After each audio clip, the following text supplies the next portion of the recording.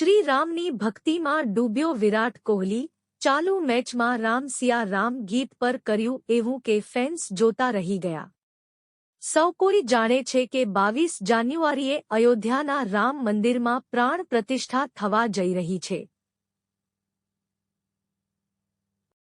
લાંબી પ્રતીક્ષા બાદ રામ લાલા અવધમાં વસશે. આ દિવ્ય વાતાવરણ વચ્ચે સમગ્ર દેશ ભક્તિના માહોલમાં ડૂબી ગયો છે. ભારતીય ક્રિકેટરો પણ આનાથી અછૂત નથી. દક્ષિણ આફ્રિકામાં ચાલી રહેલી ટેસ્ટ શ્રેણીની બીજી મેચના પ્રથમ દિવસે વિરાટ કોહલી રામની ભક્તિમાં તલ્લીન જોવા મળ્યો હતો.